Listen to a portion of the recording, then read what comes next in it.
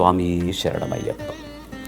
சுவாமி ஐயப்பன் தனது கருணையினால் ஆசீர்வாதத்தையும் நன்மைகளையும் வளத்தையும் நமக்கு அருள்கிறார். அத்தகைய தெய்வத்துக்கு அவர் புனித தலத்துக்கு செலுத்தும் நமக்கென்று குறிப்பிட்ட கடமைகள் இருக்கிறது இல்லையா?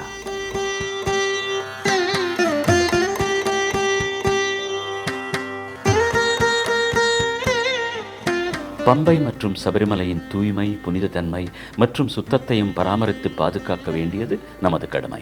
எனவே நாம் பிளாஸ்டிக்கை பயன்படுத்தாமல் இருக்க வேண்டும் மற்றும் நாம் பயன்படுத்திய ஆடைகளை பம்பை மற்றும் சபரிமலையில் விட்டு செல்லாமல் இருக்க வேண்டும்.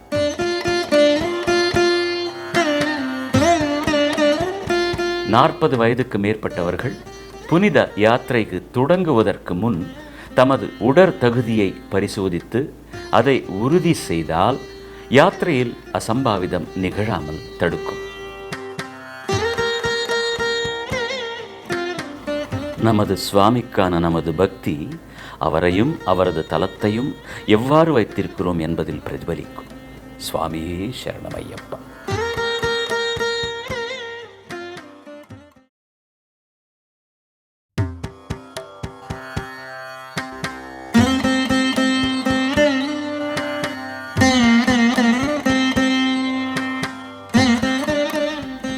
స్వామియే శరణమయ్యప్ప. అయ్యప్ప స్వామి తన కరుణా కటాక్షాలను దీవెనలను మనపై కురిపించుగాక. దివ్యమైన స్వామి సన్నిధి సాంగత్యం మనల్ని కాపాడుతోంది కదా. అటువంటి దైవం పట్ల, క్షేత్రం పట్ల మనకు కొన్ని బాధ్యతలు లేవా?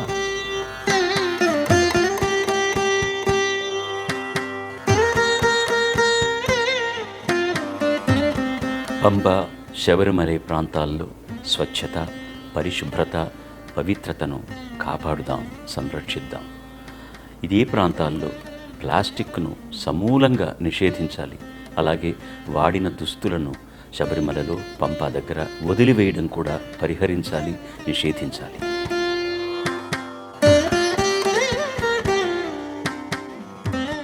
యాత్రను ప్రారంభించడానికి ముందు 40 సంవత్సరాల పైబడ్డవారు ఆరోగ్య పరీక్షలు చేయించుకోవాలి. శబరి యాత్రలో అవాంఛనీయ ఘటనలు జరగకుండా ఇది నిరోధిస్తుంది.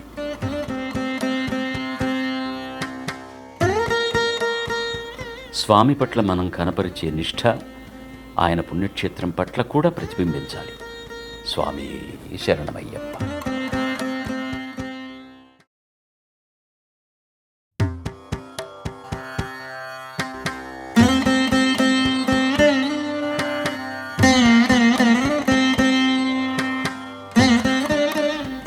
ಸ್ವಾಮಿಯೇ ಶರಣಮಯ್ಯಪ್ಪ.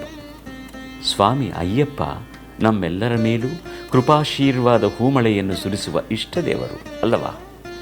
ಅಂಥ ದೇವರಿಗಾಗಿ, ಕ್ಷೇತ್ರಕ್ಕಾಗಿ ನಾವು ನಮ್ಮ ಅಳಿಲು ಸೇವೆ ಮಾಡಬೇಕಿಲ್ಲವೇ?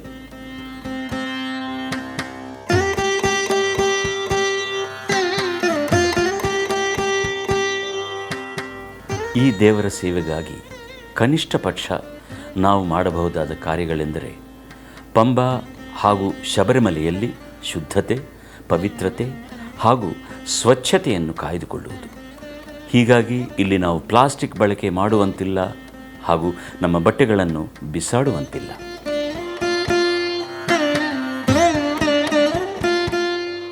ಯಾತ್ರೆಗೆ ಬರುವುದಕ್ಕೂ ಮುನ್ನ 40 ವರ್ಷ ವಯಸ್ಸಿನ ಮೇಲ್ಪಟ್ಟವರು ದೇಹದ ಸದೃಢತೆಯ ಪರೀಕ್ಷೆಗೆ ಒಳಗಾಗಬೇಕು.